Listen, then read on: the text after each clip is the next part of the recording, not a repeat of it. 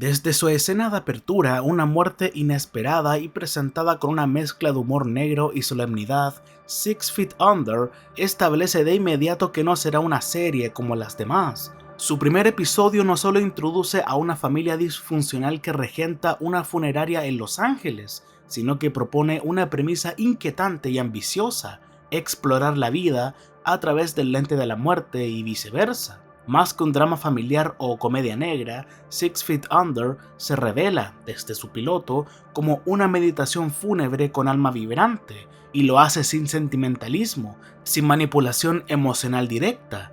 El dolor no es un espectáculo, sino una presencia. La muerte no es una amenaza, sino una certeza, y los vivos son simplemente eso, vivos, complejos, contradictorios, a menudo rotos y en proceso de reparación. El piloto, dirigido por Alan Ball, creador de la serie y uno de los guionistas de American Beauty, abre con un anuncio de productos funerarios, parodiando la forma en que la cultura estadounidense convierte incluso la muerte en un producto de consumo. Esta secuencia inicial establece el tono con claridad. Six Feet Under no tiene miedo de satirizar lo macabro, pero tampoco de tomárselo en serio. Lo mórbido y lo cotidiano conviven con naturalidad. Aquí la muerte no es una interrupción de la vida, sino parte integral de ella. Lo que sorprende es la maestría con la que la serie introduce su mundo en apenas una hora. No necesita subrayar sus intenciones, nos deja observar, sentir, respirar el ambiente. Hay una quietud inquietante en sus escenas, una contención que permite que las emociones emerjan sin ser forzadas. A lo largo del episodio, el espectador no es empujado a llorar ni a reír, es invitado a mirar, a reflexionar, a compartir el silencio incómodo del duelo, la incomodidad de los reencuentros familiares, el ruido de pensamientos no dichos. El piloto también introduce a la familia Fisher con una precisión casi quirúrgica. En pocos minutos conocemos al patriarca, en el momento más crucial de su existencia, a la matriarca, Ruth, a los hijos Nate y David y a la hermana menor, Claire. Cada uno está trazado con trazos nítidos, pero nunca simplistas. No hay presentaciones explícitas ni exposiciones forzadas. Conocemos a los personajes por sus gestos, sus silencios, sus miradas. Nate Fisher regresa a casa después de años de ausencia. Su llegada no es heroica ni sentimental, sino incómoda. El hogar no es un refugio, sino una fuente de tensión. Su personaje funciona como el punto de entrega para el espectador, alguien que, como nosotros, no está acostumbrado a la cercanía cotidiana con la muerte, ni a la frialdad del negocio funerario. David, el hijo que se quedó, representa lo opuesto: rigidez, responsabilidad, necesidad de control, pero bajo esa fachada hay un conflicto que no se menciona explícitamente en el episodio, pero se deja entrever con maestría. Ruth, la madre, es una figura frágil, atrapada entre su papel social y su emocionalidad contenida, y Claire, la hija menor, es una adolescente cínica y desconectada. Lo más notable es que ningún personaje se presenta como totalmente coherente. Todos son contradictorios, en proceso, fragmentados, y es precisamente en esa imperfección donde la serie construye su autenticidad. No se trata de personajes diseñados para encajar en un arquetipo televisivo, sino personas que podrían estar en cualquier funeral que hayamos presenciado. Uno de los sellos más distintivos de la serie, ya visible desde el piloto, es su decisión de comenzar cada episodio con una muerte. En este primer capítulo, esta muerte es esencial para la trama, pero más allá de su función argumental, sirve como ancla conceptual. La muerte no es solo un evento dramático, sino un punto de partida para reflexionar sobre la vida, las relaciones, el tiempo. Alan Ball no trata la muerte como clímax, sino como prólogo.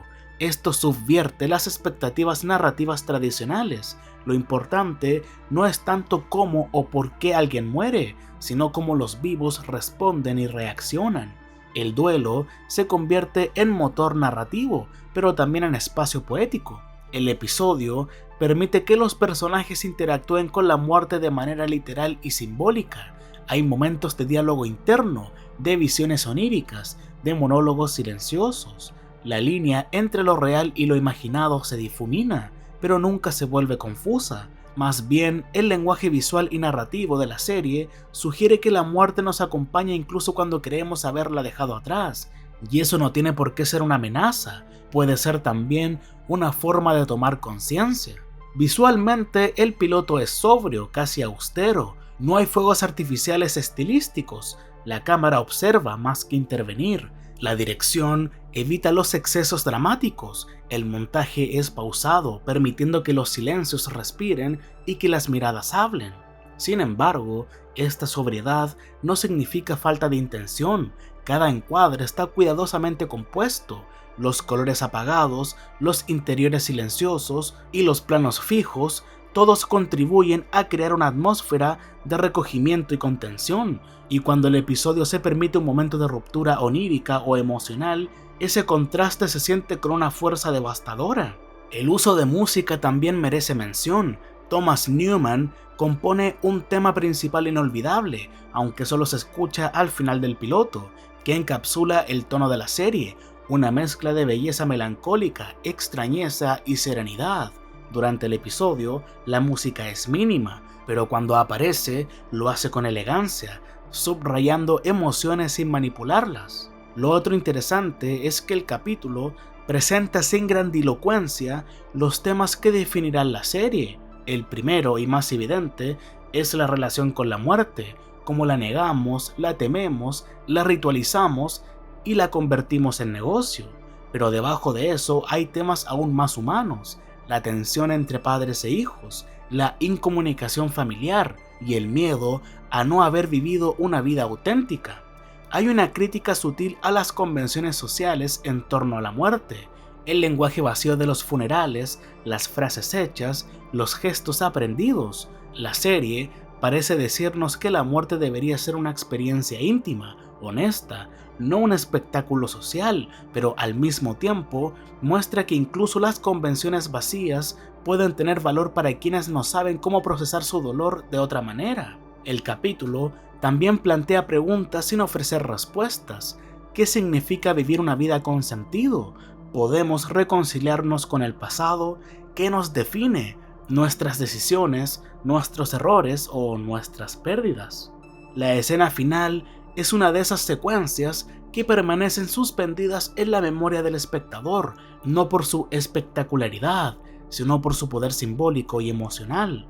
Después de todo lo que hemos visto, el reencuentro familiar, la muerte inesperada, las revelaciones personales y los silencios cargados de historia, el episodio no termina con un estallido, sino con una imagen contemplativa.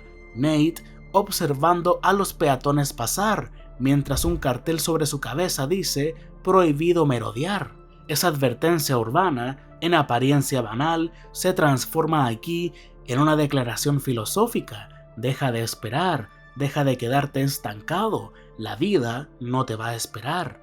Ese flujo constante de personas que se desplazan como si nada hubiera pasado contrasta con la inmovilidad de Nate. Él se detiene, observa, y por primera vez en todo el episodio parece plenamente consciente de lo que ha perdido. Es un momento de quietud radical que encapsula el corazón de la serie. Cuando estás paralizado por el duelo, el mundo no se detiene contigo, el dolor es íntimo, pero la vida sigue su curso. El autobús que se aleja con su padre a bordo es un símbolo de despedida, pero también de transición.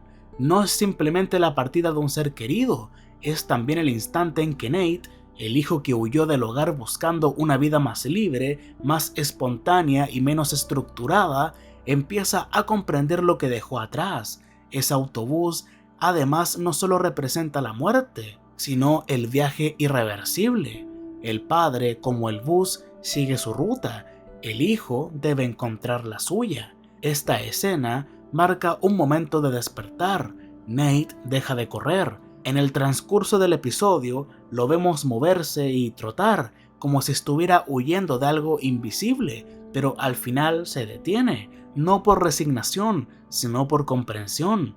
Por fin observa el mundo a su alrededor y al hacerlo, comienza a soltar el peso que lleva adentro. En ese gesto de quedarse quieto se produce el verdadero movimiento emocional del episodio, y en medio de esa quietud también aparece una idea profundamente humana, el momento en que un hijo comprende por primera vez que su padre era una persona completa, con deseos propios, sueños incumplidos, contradicciones y cansancio, que no era solo papá, sino un hombre, alguien que tomó decisiones difíciles, que eligió la responsabilidad sobre la libertad y que en silencio, en su forma callada de amar, nunca dejó de pensar en su hijo, incluso cuando éste se había marchado. Esa realización no se enuncia con palabras, está en la dirección de la mirada de Nate, en su expresión contenida, en la manera en que el sonido ambiente sustituye al diálogo. El simbolismo es sutil pero devastador. La vida, como ese flujo de transeúntes, no se detiene para que uno acomode su duelo. O te subes al autobús o te quedas mirando desde la acera, y a veces quedarse mirando es la única forma de decir adiós.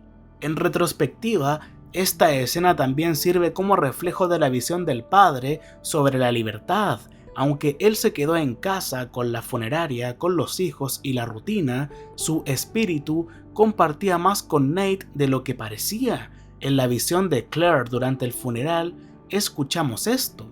No more boredom. Es una forma indirecta de decir, ya puedo descansar, ya no tengo que sostener el peso de los demás. Y en ese descanso, en esa retirada silenciosa, hay un eco de amor y aceptación. Para Nate, esa imagen lo transforma. Es la primera grieta real en su negación.